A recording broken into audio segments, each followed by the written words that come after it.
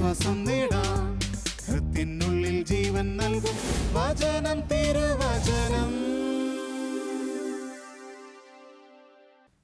പിതാവിൻ്റെയും പുത്രൻ്റെയും പരിശുദ്ധാത്മാവിൻ്റെയും നാമത്തിൽ ആമേൻ. കരുണ നമ്മളെല്ലാവരും ആഗ്രഹിക്കുന്നതാണ്. കരുണ കിട്ടാൻ നമുക്കൊക്കെ ആഗ്രഹവും ഉണ്ട്. ഈശോ വളരെ വ്യക്തമായിട്ട് നമ്മളെ പഠിപ്പിച്ചിട്ടുണ്ട്. കരുണ എന്ന് പറയുന്ന വലിയ പുണ്യത്തെക്കുറിച്ച്, നിങ്ങളുടെ പിതാവ് കരുണയുള്ളവനായിരിക്കുന്നത് പോലെ നിങ്ങളും കരുണയുള്ളവരായിരിക്കുവിൻ. കരുണ നമുക്ക് കാണിക്കാൻ പറ്റണമെങ്കിൽ പിതാവിൻ്റെ ഒരു മനസ്സ് നമുക്ക് ആവശ്യമാണ്. ലൂക്കായുടെ സുവിശേഷം 6-ാമത്തെ അധ്യായം 36-ാമത്തെ തിരുവചനം, നിങ്ങളുടെ പിതാവ് കരുണയുള്ളവനായിരിക്കുന്നത് പോലെ നിങ്ങളും കരുണയുള്ളവരായിരിക്കുവിൻ. ലൂക്കായുടെ സുവിശേഷം 6-ാമത്തെ അധ്യായം 27 മുതലുള്ള വചനങ്ങളിൽ തിന്മയെ നന്മ കൊണ്ട് ജയിക്കേണ്ടതിൻ്റെ ആവശ്യകതയെക്കുറിച്ച് പഠിപ്പിച്ചിട്ടാണ് ഈശോ അതിൻ്റെ അവസാനം പറയുന്നത്, നിങ്ങളുടെ പിതാവ് കരുണയുള്ളവനായിരിക്കുന്നത് പോലെ നിങ്ങളും കരുണയുള്ളവരായിരിക്കുവിൻ. ക്രൂരമായ പെരുമാറ്റം ഒരിക്കലും നമ്മളെ ദൈവാനുഗ്രഹം ഉള്ളവരാക്കി തീർക്കുകയില്ല. തിന്മയെ നന്മ കൊണ്ട് ജയിക്കുക എന്ന് പറയുമ്പോൾ സ്വാഭാവികമായിട്ടും നമുക്കത്ര എളുപ്പമുള്ള ഒരു കാര്യമല്ല. ഈശോ നമ്മെ ഒത്തിരി കാര്യങ്ങൾ പറഞ്ഞു പഠിപ്പിച്ചിട്ടുണ്ട്. എന്തൊക്കെയാണ്? ശത്രുക്കളെ സ്നേഹിക്കുക, ദ്വേഷിക്കുന്നവർക്ക് നന്മ ചെയ്യുവിൻ, ശപിക്കുന്നവരെ അനുഗ്രഹിക്കുവിൻ, അധിക്ഷേപിക്കുന്നവർക്ക് വേണ്ടി പ്രാർത്ഥിക്കുവിൻ, ഒരു ചെകിട്ടിൽ തടിക്കുന്നതിന് മറ്റേ ചെകിട് കൂടി കാണിച്ചു കൊടുക്കുക, നിൻ്റെ മേലെങ്കിൽ നിന്നോട് കൈവശപ്പെടുത്തി പിടിച്ചു പറിക്കാൻ ഒന്നവനോട് കുപ്പായം കൂടെ കൊടുക്കുന്നതിൽ നീ മടി വിചാരിക്കേണ്ട, ചോദിക്കുന്ന ഏതൊരുവനും കൊടുക്കുക, നിൻ്റെ വസ്തുക്കൾ എടുത്തുകൊണ്ട് പോകുന്നവനോട് തിരികെ ചോദിക്കരുത്, മറ്റുള്ളവർ നിങ്ങളോട് എങ്ങനെ പെരുമാറണമെന്ന് നിങ്ങൾ ആഗ്രഹിക്കുന്നുവോ അതുപോലെ നിങ്ങൾ അവരോടും പെരുമാറുവിൻ. കേൾക്കുമ്പോൾ നമ്മളൊക്കെ വിചാരിക്കും, ഇതൊക്കെ സാധ്യമാണോ? ശത്രുവിനെ സ്നേഹിക്കാൻ പറ്റുമോ? നമ്മളെ നിത്യവും ദ്വേഷിക്കുന്നവർക്ക് നന്മ ചെയ്യാൻ പറ്റുമോ? ശപിക്കുന്നവരെ അനുഗ്രഹിക്കാൻ പറ്റുമോ? നമ്മളൊന്ന് ഓർത്ത് നോക്കുക. നമുക്ക് അസാധ്യമാകുമായിരുന്ന ഒരു കാര്യമാണ് എങ്കിൽ ഈശോ നമ്മളോട് പറയുമോ? ഈശോ ഒരിക്കലും നമ്മളോട് പറയില്ല. നമുക്ക് സാധ്യമാണ്, അതുകൊണ്ട് മാത്രമാണ് ഈശോ എങ്ങനെയാണ് നമ്മുടെ മാനുഷികമായ ബുദ്ധിയിലും നമ്മുടെ മാനുഷികമായ കഴിവുകളിലും ആശ്രയിച്ച് നമുക്കൊരിക്കലും ഇത് സാധ്യമല്ല. ഒരു കൊച്ചു കുഞ്ഞ് അത് പിച്ച വെച്ച് നടന്നു തുടങ്ങുന്നതേ ഉള്ളൂ. ആ കൊച്ചിന് എത്ര ദൂരം നടക്കാൻ കഴിയും? ഏറിപ്പോയാൽ 1 മീറ്റർ ദൂരം നടക്കാൻ പറ്റുമായിരിക്കും. പക്ഷേ അതിൻ്റെ കരം പിടിച്ചാൽ അത് കുറേ ദൂരം നടക്കും. ആ കൊച്ചിൻ്റെ കയ്യെ പിടിച്ച് കൊണ്ടുപോവുകയാണെങ്കിൽ കൊച്ച് നമ്മുടെ കൂടെ നടക്കും. ഇതുപോലെയാണ് ശത്രുവിനെ സ്നേഹിക്കുവാൻ നമുക്ക് നമ്മുടെ കഴിവുകൊണ്ട് ഒരിക്കലും സാധ്യമല്ല. എനിക്കെൻ്റെ കഴിവുകൊണ്ട് എന്നെ ദൂഷിക്കുന്നവർക്ക് നന്മ ചെയ്യുവാൻ പറ്റില്ല. ശപിക്കുന്നവരെ അനുഗ്രഹിക്കണം എന്ന് ഞാൻ ആഗ്രഹിച്ചാലും എനിക്ക് സാധിക്കില്ല. എന്നെ അധിക്ഷേപിക്കുന്നവർക്ക് വേണ്ടി പ്രാർത്ഥിക്കണം എന്ന് വെച്ചാൽ പരിശുദ്ധാത്മാവിൻ്റെ കൃപയില്ലാതെ എനിക്കൊരിക്കലും സാധിക്കില്ല. എന്നെ ഉപദ്രവിക്കുന്ന, എൻ്റെ ഒരു ചെകിട്ടത്തടിക്കുന്നവന് മറ്റേ ചെകിട് കാണിച്ചു കൊടുക്കണമെങ്കിൽ അപാരമായ കൃപ കർത്താവ് എനിക്ക് തരണം, അല്ലെങ്കിൽ ഞാൻ തിരിച്ചടിച്ചു പോകും. തിരിച്ചടിക്കാൻ പറ്റിയില്ലെങ്കിൽ ഏതെങ്കിലും തരത്തിൽ ഞാൻ പ്രതികരിച്ചു പോകും. ആരും എന്നോട് ചോദിക്കരുതേ എന്ന് ഞാൻ ആഗ്രഹിക്കും. പക്ഷേ ഈശോ പറയുന്നു, മറ്റുള്ളവർ നിങ്ങളോട് എങ്ങനെ പെരുമാറണമെന്ന് നിങ്ങൾ ആഗ്രഹിക്കുന്നു അതുപോലെ നിങ്ങൾ അവരോടും പെരുമാറുക. ഏറ്റവും സിമ്പിളാണ്. മറ്റുള്ളവരൊക്കെ നമ്മളോട് സ്നേഹത്തോടെ പെരുമാറണമെന്നും അവരെന്നെ ബഹുമാനിക്കണമെന്നും അവരെന്നെ സ്നേഹിക്കണമെന്നും ഒക്കെ നമ്മളെപ്പോഴും ആഗ്രഹിക്കുന്നവരാണ്. ആരെങ്കിലും ഒരാൾ ദേഷ്യത്തോടെ നമ്മളോട് എന്തെങ്കിലും ഒന്ന് ചോദിച്ചാൽ മറുപടി പറയാൻ തന്നെ നമുക്ക് അത്ര ഇഷ്ടമായിരിക്കില്ല. ആരെങ്കിലും നമ്മളെ വഴക്ക് പറഞ്ഞാൽ കാര്യമുള്ള കാര്യത്തിനാണ് വഴക്ക് പറഞ്ഞത് എങ്കിൽ പോലും നമുക്കൊരു നീരസം അവരോട് തോന്നും. ആരെങ്കിലും നമ്മളോട് കോപിച്ച് സംസാരിച്ചാൽ തിരിച്ച് നമ്മളും കോപിച്ച് തന്നെ സംസാരിക്കും. ഇച്ചിരി ഗൗരവമായിട്ടും ഉരുളയ്ക്കുപ്പേരി പോലെ മറുപടി കൊടുത്താൽ നമുക്ക് ചെറിയൊരു തൃപ്തി വരും. പക്ഷേ നമ്മൾ എന്നിട്ടും ആഗ്രഹിക്കും എന്നോടെല്ലാവരും സ്നേഹത്തോടെ പെരുമാറണം, എന്നോട് എല്ലാവരും സ്നേഹത്തോടെ പെരുമാറണം, എന്നെ എല്ലാവരും സ്നേഹിക്കണം. പക്ഷേ ഞാനത് ചെയ്യുകയും ഇല്ല. പക്ഷേ എന്തോ ഈശോ പറഞ്ഞിട്ടുണ്ട് ഇങ്ങനെ ചെയ്യാൻ. പക്ഷേ നമുക്കത് ചെയ്യാൻ പറ്റുകയില്ല എങ്കിൽ ഈശോ ഒരിക്കലും അത് പറയുകയില്ലായിരുന്നു. ഈശോ പറഞ്ഞിട്ടുള്ളത് കൊണ്ട് നമുക്കത് നിശ്ചയമായും ചെയ്യുവാനായിട്ട് സാധിക്കും. എങ്ങനെ സാധിക്കും? നമ്മളൊരു യഥാർത്ഥ ശിഷ്യനാണെങ്കിൽ, കർത്താവിൻ്റെ കൃപയിൽ ജീവിക്കുന്ന ഒരു മനുഷ്യനാണെങ്കിൽ തീർച്ചയായും നമുക്കത് ചെയ്യുവാൻ സാധിക്കും. നിത്യവും നമ്മൾ മറ്റുള്ളവരുമായി സമ്പർക്കത്തിലാണ് കഴിയുക. നമ്മുടെ ബന്ധങ്ങളിലൊക്കെ നമുക്ക് വീഴ്ചകൾ വരാം. അത് മനുഷ്യരാണ്, പോരായ്മകളുള്ളവരാണ് എന്നൊക്കെ പറഞ്ഞ് നമുക്ക് കുറേ കാര്യങ്ങളൊക്കെ നമുക്ക് ന്യായീകരിക്കുകയും ചെയ്യാം. നമ്മുടെ വീട്ടിൽ തന്നെയുള്ളവരോട് നമുക്ക് സ്നേഹത്തിൻ്റെ അന്തരീക്ഷത്തിലായിരിക്കാൻ സാധിക്കുമോ? നമ്മുടെ വീട്ടിൽ നമ്മുടെ ഏറ്റവും അടുത്ത പ്രിയപ്പെട്ടവരോട് സ്നേഹബന്ധത്തിൽ എപ്പോഴും ആയിരിക്കാൻ നമുക്ക് സാധിക്കുമോ? സാധിക്കുന്നില്ല. ചിലപ്പോൾ നമ്മുടെ വീട്ടിൽ തന്നെയുള്ള നമ്മുടെ അപ്പനോടും അമ്മയോടും സ്വന്തം സഹോദരങ്ങളോടുമൊക്കെ നമ്മൾ വലിയ ശത്രുതയിലാകും. തിരുത്താൻ പോലും പറ്റാത്ത തരത്തിൽ, പരിഹരിക്കാൻ പറ്റാത്ത വിധത്തിൽ നമ്മൾ ആ ശത്രുത വളർന്നു പോകും. ചിലപ്പോൾ നമ്മുടെ അയൽപ്പക്കംകാരുമായിട്ട് നമുക്കൊത്തിരി അസ്വസ്ഥതകളുണ്ടാവും. ബന്ധുക്കളുടെ കൂട്ടത്തിൽ നമുക്കിഷ്ടമില്ലാത്തവരുണ്ടാവും, നമ്മൾ വെറുക്കുന്നവരുണ്ടാവും, നമ്മൾ ഒരിക്കലും കാണാൻ പോലും ഇഷ്ടപ്പെടാത്തവരുണ്ടാവും. നമ്മുടെ ജോലി സ്ഥലത്തും ഉണ്ടാകും ഇതുപോലെ നമുക്ക് ശത്രുക്കൾ. നമ്മുടെ വ്യാപാര ബന്ധങ്ങളിലും ഉണ്ടാവും നമുക്ക് ഇതുപോലെ ശത്രുക്കൾ. അങ്ങനെ നിത്യവും ഒരുപിടി പേരുമായിട്ട് നമ്മൾ സമ്പർക്കത്തിൽ ആവുകയും പക്ഷേ നമുക്ക് ഒരു സ്നേഹത്തിൻ്റെ അന്തരീക്ഷമില്ലാതിരിക്കുകയും ചെയ്യുമ്പോൾ നമ്മുടെ ജീവിതം അവിടെ നരകതുല്യമായിട്ട് തീരുകയാണ്. അപ്പോൾ ഈശോ എന്താണ് പറയുന്നത്? നിങ്ങളുടെ പിതാവ് കരുണയുള്ളവനാണ്, അവൻ നന്ദിഹീനരോടും ദുഷ്ടരോടും കരുണ കാണിക്കുന്നു. എല്ലാവരോടും ഒരുപോലെ നന്ദിഹീനരോടും ദുഷ്ടരോടും കരുണ കാണിക്കുന്നു. നീതിമാന്മാരുടെ മേലും നീതിരഹിതരുടെ മേലും അവിടുന്ന് മഴ പെയ്യ്ക്കുകയും സൂര്യനെ ഉദിപ്പിക്കുകയും ചെയ്യുന്നു. എന്നെങ്കിലും ദുഷ്ടനായ ഒരു മനുഷ്യൻ്റെ പറമ്പിൽ മാത്രം, അല്ലെങ്കിൽ അവൻ്റെ വീടിന് മാത്രം മഴ പെയ്യാതിരിക്കുകയോ അവൻ്റെ വീട്ടിൽ മാത്രം സൂര്യൻ ഉദിക്കാതിരിക്കുകയോ ചെയ്യുന്നില്ല. കാരണം ദൈവം നീതിമാന്മാർക്കും പാപികൾക്കും ഒരുപോലെ തൻ്റെ അനുഗ്രഹങ്ങൾ വിതരണം ചെയ്യുന്നുണ്ട്. അവൻ ദുഷ്ടനായതുകൊണ്ട് ഞാൻ അവന് ഒരു അനുഗ്രഹവും കൊടുക്കുന്നില്ല എന്ന് ദൈവം ഒരിക്കലും തീരുമാനിക്കുന്നില്ല. കാരണം നിങ്ങളുടെ പിതാവ് കരുണയുള്ളവനാണ്. കരുണയുള്ള ഈ ദൈവം, കരുണയുള്ള തമ്പുരാൻ, ആ തമ്പുരാൻ്റെ മക്കളായ നമ്മളോട് കരുണ കാണിക്കുവാനായിട്ട് ദൈവം നമ്മോട് ആവശ്യപ്പെടുകയാണ്.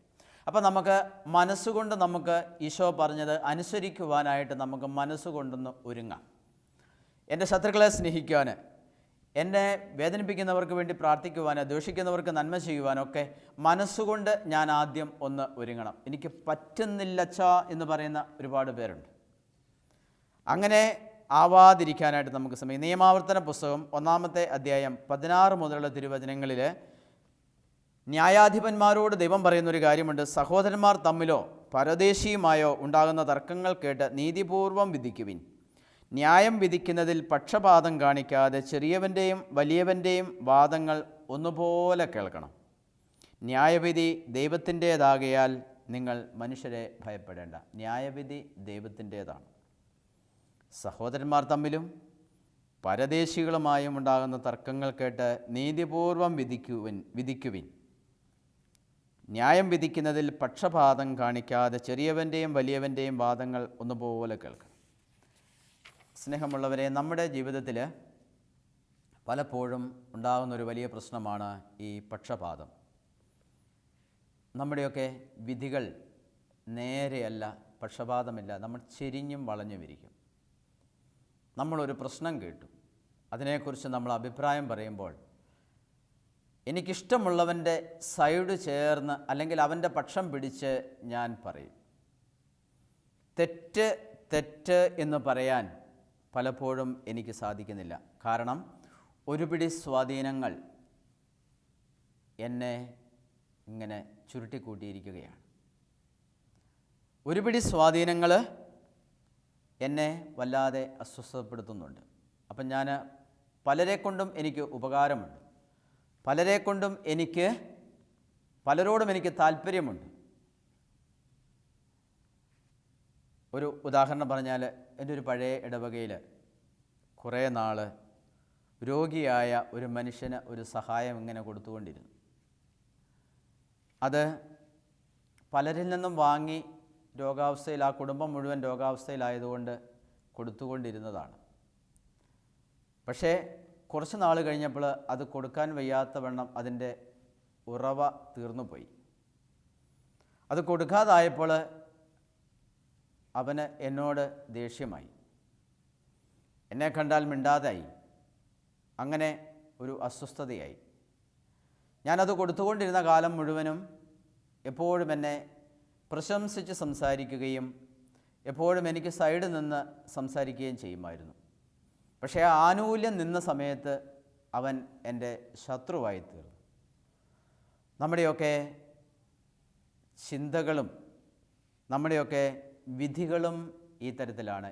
എനിക്കെന്ത് കിട്ടും, അല്ലെങ്കിൽ എനിക്കെന്ത് നേട്ടമുണ്ടാക്കാം. ഇതുകൊണ്ടാണ് നമ്മൾ പലപ്പോഴും നമ്മുടെ വിധികൾ ന്യായമല്ലാതെ വരുന്നത്. നമ്മൾ ചിന്തിക്കുന്നത് പോലും ന്യായമല്ല, പലവിധ സ്വാധീനങ്ങളിൽ കുടുങ്ങിയാണ്. എന്താണ് ദൈവം ഇതിൽ നിന്നും ആഗ്രഹിക്കുന്നത്? ദൈവത്തിൻ്റെ വിധി ഇവിടെ എന്തായിരിക്കും? അപ്പോൾ പല വിധത്തിലും നമ്മൾ ആൾക്കാരെ തരംതിരിച്ച് കാണും.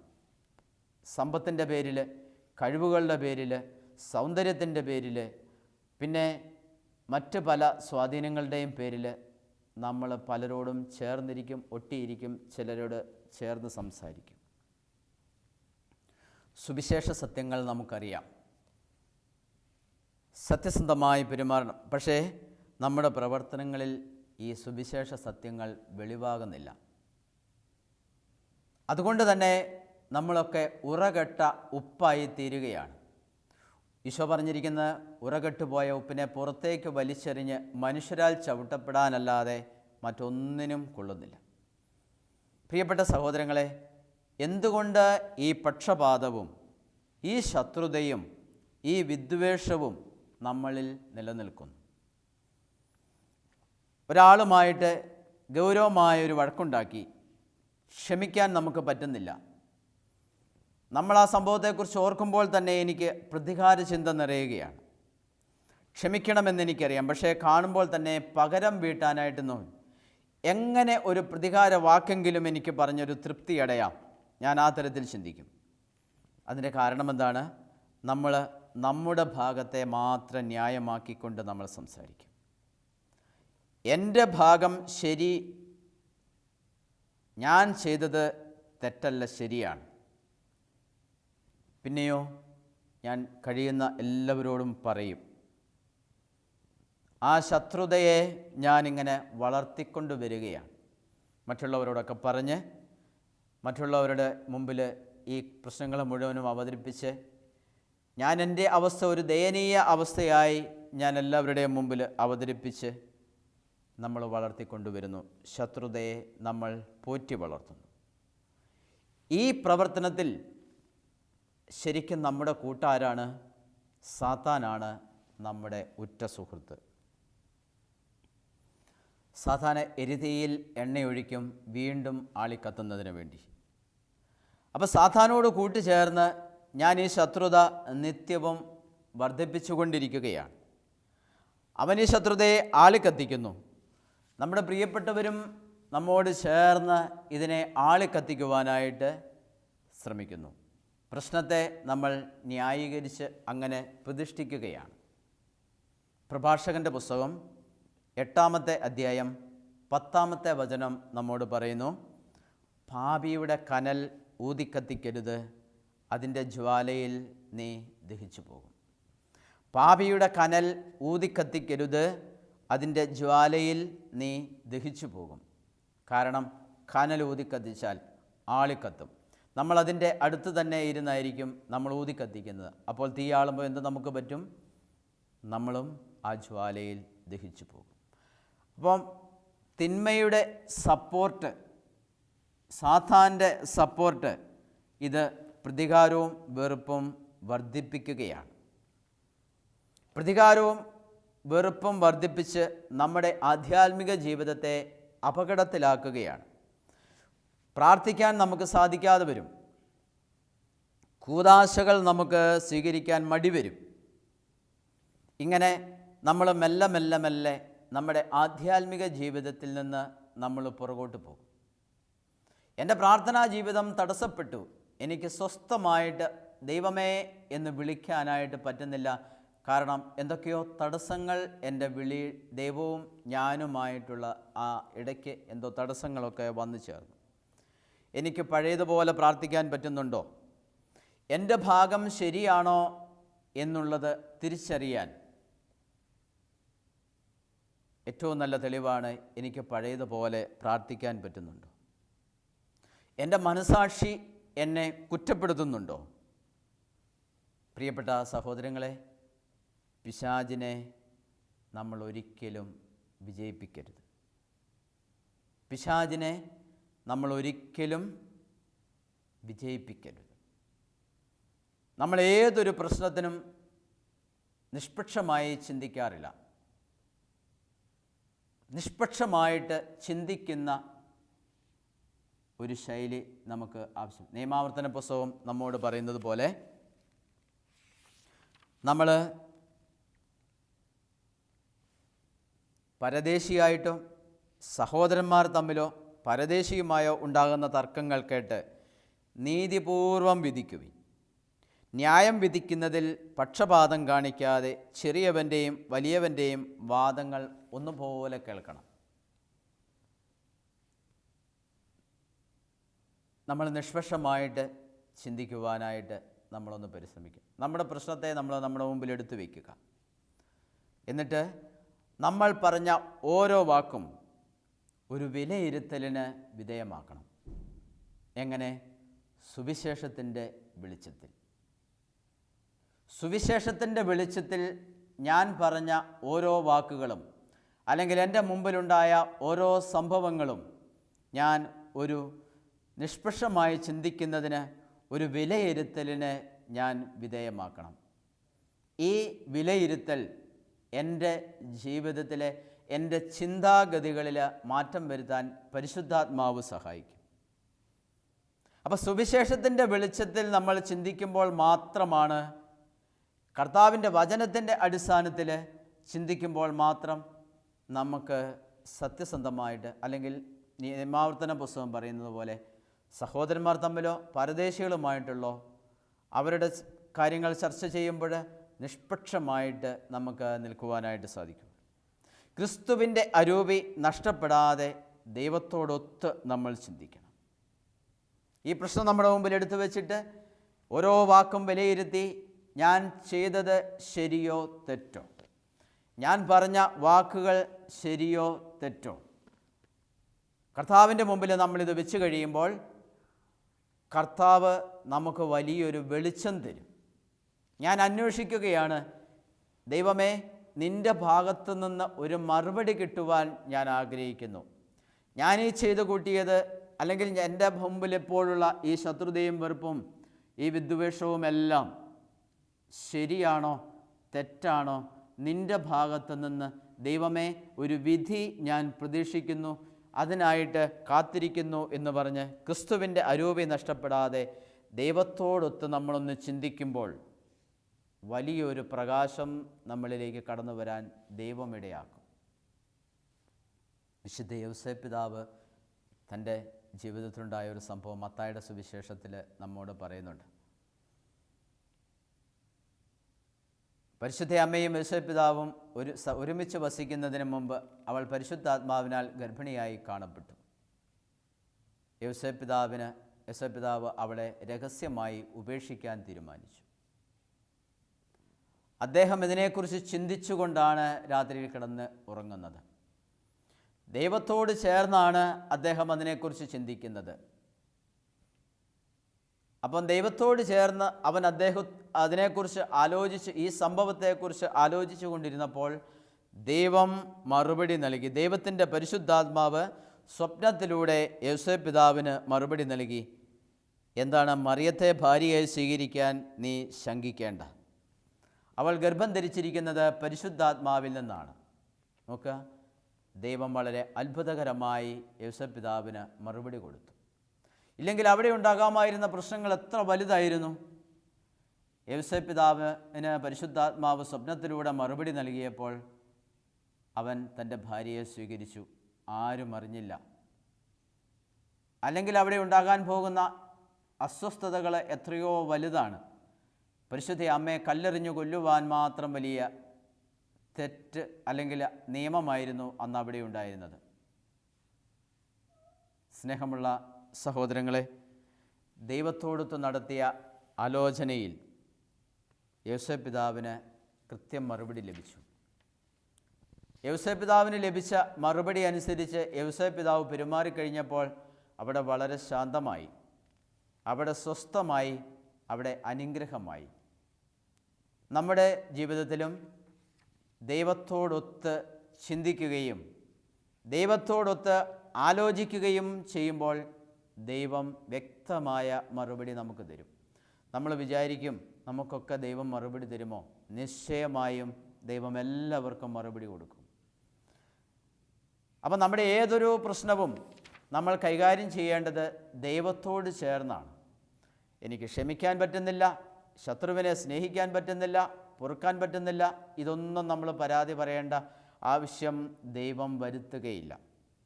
സുഭാഷിതങ്ങളുടെ പുസ്തകം 25-ാമത്തെ അധ്യായം 21-ാമത്തെ വചനം നമ്മെ പഠിപ്പിക്കുന്നുണ്ട്. ശത്രുവിന് വിശക്കുമ്പോൾ ആഹാരവും ദാഹത്തിന് ജലവും കൊടുക്കുക, അത് അവൻ്റെ തലയിൽ പശ്ചാത്താപത്തിൻ്റെ തീക്കനലുകൾ കൂനകൂട്ടും. കർത്താവ് നിനക്ക് പ്രതിഫലം നൽകുകയും ചെയ്യും. ശത്രുവിന് വിശക്കുമ്പോൾ ആഹാരവും ദാഹത്തിന് ജലവും കൊടുക്കുക, അത് അവൻ്റെ തലയിൽ പശ്ചാത്താപത്തിൻ്റെ തീക്കനലുകൾ കൂനകൂട്ടും. കർത്താവ് നിനക്ക് പ്രതിഫലം നൽകുകയും ചെയ്യും. അവിടെ പ്രത്യേക പ്രതിഫലം ഉണ്ട്. ശത്രുവിന് വിശക്കുമ്പോൾ ആഹാരം കൊടുത്താൽ, ദാഹിക്കുമ്പോൾ വെള്ളം കൊടുത്താൽ അവൻ പശ്ചാത്താപത്തിലേക്ക് വരികയാണ്. ശത്രുവിനെ സ്നേഹിക്കുമ്പോൾ സംഭവിക്കുന്ന മാറ്റം അതാണ്. ശത്രുവിനെ സ്നേഹിക്കുമ്പോൾ ശത്രു മാനസാന്തരപ്പെടും. കാരണം ഒരാത്മാവും നഷ്ടപ്പെടാൻ ദൈവം ആഗ്രഹിക്കുന്നില്ല. ഈ ശത്രുവിനെയും നേടിയെടുക്കാനാണ് ദൈവം ആഗ്രഹിക്കുന്നത്. അതുകൊണ്ടാണ് പറയുന്നത്, കർത്താവ് നിനക്ക് പ്രതിഫലം നൽകുകയും ചെയ്യും. കർത്താവ് നൽകുന്ന പ്രതിഫലം അത് വലിയ അനുഗ്രഹമാണ്. അപ്പം അവനെ നേടിയതിനുള്ള പ്രതിഫലമാണ്. നമ്മളൊന്ന് ചിന്തിച്ച് നോക്കുക, 2 ശത്രുക്കൾ ഒരുമിച്ച് സ്വർഗത്തിൽ വസിക്കാൻ പറ്റുമോ? എനിക്കൊരു നിത്യശത്രു ഉണ്ട് എന്ന് വിചാരിക്കുക. ഞാനും മരിക്കുന്നു, എൻ്റെ ശത്രുവും മരിക്കുന്നു. ഞങ്ങൾ 2 പേരും സ്വർഗത്തിലെത്തുമോ? ആ ശത്രുതയെ അവസാനിപ്പിച്ചല്ലാതെ ഒരിക്കലും ശത്രുക്കൾ സ്വർഗത്തിലുണ്ടാവത്തില്ല. സ്വർഗത്തിലെ ശത്രുക്കളായിരുന്നു പിശാചുക്കൾ. സ്നേഹമുള്ള സഹോദരങ്ങളെ, സ്വർഗരാജ്യത്തിൽ എത്തിച്ചേരണമെങ്കിൽ ശത്രുതയും വെറുപ്പും വിദ്വേഷവും പ്രതികാരങ്ങളും എല്ലാം ഈ ഭൂമിയിൽ വെച്ച് തീരണം. ഇല്ലെങ്കിൽ തീരുന്നത് വരെ നമ്മൾ ശുദ്ധീകരണ സ്ഥലത്തിൽ നമ്മൾ കിടന്ന് അതിൻ്റെ പരിഹാരം ചെയ്യേണ്ടതായിട്ട് വരും. അപ്പോൾ ശുദ്ധീകരണ സ്ഥലത്തിൽ അനുഭവിക്കുന്ന സങ്കടങ്ങൾ മുഴുവനും തെറ്റുകളുടെ പരിഹാരത്തിന് വേണ്ടിയിട്ടാണ്. യോഹന്നാൻ്റെ 1-ാം ലേഖനം 1-ാമത്തെ അധ്യായം 7-ാമത്തെ തിരുവചനം നമ്മെ പഠിപ്പിക്കുന്നു. പ്രിയപ്പെട്ടവരെ, ഇത് പുതിയ കൽപ്പനയല്ല ഞാൻ നിങ്ങൾക്ക് എഴുതുന്നത്, ആരംഭം മുതൽ നിങ്ങൾക്ക് നൽകപ്പെട്ട പഴയ കൽപ്പന തന്നെ. ആ പഴയ കൽപ്പനയാകട്ടെ നിങ്ങൾ ശ്രവിച്ച വചനം തന്നെയാണ്. പുതിയതായിട്ടൊന്നുമില്ല, സ്നേഹത്തിൻ്റെ ഈ പ്രമാണം മാത്രം. യോഹന്നാൻ്റെ 1-ാം ലേഖനത്തിൽ 1-ാമത്തെ അധ്യായം 9-ാം തിരുവചനം, താൻ പ്രകാശത്തിലാണെന്ന് പറയുകയും അതേസമയം തൻ്റെ സഹോദരനെ ദ്വേഷിക്കുകയും ചെയ്യുന്നവൻ ഇപ്പോഴും അന്ധകാരത്തിലാണ്. സഹോദരനെ സ്നേഹിക്കുന്നവൻ പ്രകാശത്തിൽ വസിക്കുന്നു. യോഹന്നാൻ്റെ 1-ാമത്തെ ലേഖനം 1-ാമത്തെ അധ്യായം 7-ാമത്തെ തിരുവചനവും നമ്മെ ഓർമ്മപ്പെടുത്തുന്നു. അവിടുന്ന് പ്രകാശത്തിലായിരിക്കുന്നത് പോലെ നമ്മളും പ്രകാശത്തിൽ സഞ്ചരിക്കുന്നെങ്കിൽ നമുക്ക് പരസ്പരം കൂട്ടായ്മയുണ്ടാവും. അവിടുന്ന് പ്രകാശത്തിലായിരിക്കുന്നത് പോലെ നമ്മളും പ്രകാശത്തിൽ സഞ്ചരിക്കുന്നെങ്കിൽ നമുക്ക് പരസ്പരം കൂട്ടായ്മയുണ്ടാവും. ദൈവത്തിൻ്റെ വചനം ഇത് നമ്മോട് പറയുന്നത്, നമുക്ക് അസാധ്യമായ കാര്യമല്ല, നമുക്ക് സാധ്യമാകുന്ന കാര്യങ്ങളാണ്. എനിക്ക് ചെയ്യാൻ ഒരു നിവൃത്തിയുമില്ലാത്ത ഒരു കാര്യമല്ല ദൈവത്തിൻ്റെ വചനം എന്നോട് പറയുന്നത്. ദൈവത്തിൻ്റെ വചനം എന്നോട് പറയുന്നത് അത് സാധ്യമാക്കി തീർക്കുന്ന സഹായകനായ പരിശുദ്ധാത്മാവ് ഉണ്ട്. നമുക്ക് സാധ്യമല്ലാത്ത കാര്യങ്ങൾ ചെയ്യുന്നതിനാണ് സഹായകനായ പരിശുദ്ധാത്മാവ് നമ്മോടൊപ്പമുള്ളത്. ഈ സഹായകൻ്റെ കൃപയാൽ മാത്രമേ ഇതൊക്കെ ചെയ്യുവാനായിട്ട് നമുക്ക് സാധിക്കുകയുള്ളൂ. നമ്മുടെ ജീവിതത്തിലെ മുഴുവൻ കാര്യങ്ങളും സഹായകനെ ഏൽപ്പിക്കുക. നമ്മുടെ നിസ്സഹായത മുഴുവനും സഹായകനെ ഏൽപ്പിക്കുക. എനിക്ക് എത്തിച്ചെല്ലാൻ പറ്റാത്ത മുഴുവൻ കാര്യങ്ങളും സഹായകനെ ഏൽപ്പിക്കുക. എല്ലാത്തിനും സഹായകൻ നമുക്കുണ്ട്. സഹായകൻ നമ്മുടെ മുമ്പേ ഉണ്ട്, നമ്മുടെ പുറകിലല്ല. സ്നേഹമുള്ള സഹോദരങ്ങളെ, നമുക്ക് നമ്മുടെ ജീവിതത്തിലെ വിശുദ്ധിയിലേക്ക് വളരാൻ, കർത്താവ് പറഞ്ഞത് മുഴുവനും നമ്മുടെ ജീവിതത്തിൽ പ്രാവർത്തികമാക്കാൻ, ശത്രുക്കളെ സ്നേഹിക്കാൻ, ദൂഷിക്കുന്നവർക്ക് നന്മ ചെയ്യുവാൻ, എൻ്റെ അടുത്തുനിന്ന് വായ്പ വാങ്ങാൻ ഇച്ഛിക്കുന്നവന് അവനിൽ നിന്ന് മാറിപ്പോകാതിരിക്കാൻ, അങ്ങനെ ഈശോ പറയുന്ന എൻ്റെ മേലങ്കി എടുക്കുന്നവന് കുപ്പായം കൂടി കൊടുക്കാനുള്ളൊരു മനസ്സ് കിട്ടാൻ, അങ്ങനെ എന്നെ ശപിക്കുന്നവരെ അനുഗ്രഹിച്ച് പ്രാർത്ഥിക്കുവാൻ, ഇതൊക്കെ ചെയ്യുവാൻ എൻ്റെ സഹായകനായ പരിശുദ്ധാത്മാവ് എന്നെ സഹായിക്കാൻ കാത്തിരിക്കുന്നു. ഒന്ന് വിളിക്കേണ്ട താമസം മാത്രം. നമുക്ക് ഒരു നിമിഷം പ്രാർത്ഥിക്കാം. സ്വർഗീയ പിതാവേ, സഹായകനായ പരിശുദ്ധാത്മാവിനെ ഞങ്ങൾക്ക് നൽകി ഞങ്ങളുടെ ജീവിതത്തിൽ അസാധ്യമെന്ന് എഴുതി ഞങ്ങൾ വെച്ച എല്ലാ കാര്യങ്ങളും സാധ്യമാക്കി തീർക്കാൻ അങ്ങയച്ച പരിശുദ്ധാത്മാവിന്, സഹായകനായ പരിശുദ്ധാത്മാവിന് സാധിക്കുമല്ലോ. തമ്പുരാനേ, ഇതാ ഞങ്ങളുടെ എല്ലാ നിസ്സഹായ അവസ്ഥകളും അങ്ങയുടെ മുമ്പിൽ തുറന്നു വെച്ച് ഞങ്ങൾ അങ്ങയുടെ തിരുമുമ്പിലെല്ലാം സമർപ്പിക്കുന്നു. ഞങ്ങളുടെ ജീവിതത്തിൽ ഇടപെടണമേ തമ്പുരാനെ എന്ന് ഞങ്ങൾ അങ്ങയോട് പ്രാർത്ഥിക്കുന്നു. പരിശുദ്ധ അമ്മേ, ഞങ്ങൾക്ക് അസാധ്യമായ ഒരുപിടി കാര്യങ്ങൾ ഞങ്ങളുടെ ജീവിതത്തിലുണ്ട്. കാനായിലെ കല്യാണ വിരുന്നിൽ വീഞ്ഞു തീർന്നു പോയപ്പോൾ അസാധ്യമായ, കുടുംബനാഥന് അസാധ്യമായ ഒരു കാര്യമാണ് അവിടെ സംഭവിച്ചത്. അമ്മയുടെ മധ്യസ്ഥത്താൽ ആ കുടുംബം അനുഗ്രഹിക്കപ്പെട്ടതുപോലെ ഞങ്ങളുടെ ജീവിതത്തിൽ ഒത്തിരി ഇല്ലായ്മകളും പോരായ്മകളുമുണ്ട്. അതൊക്കെ പരിശുദ്ധ അമ്മ മാധ്യസ്ഥം അപേക്ഷിച്ച് ഞങ്ങൾക്ക് നന്മയാക്കി കൃപകളാക്കി തീർത്ത് തരണമേ എന്ന് ഞങ്ങൾ പ്രാർത്ഥിക്കുന്നു. നിത്യം പിതാവും പുത്രനും പരിശുദ്ധാത്മാവുമായ സർവേശ്വര എന്നേക്കും ആമേൻ.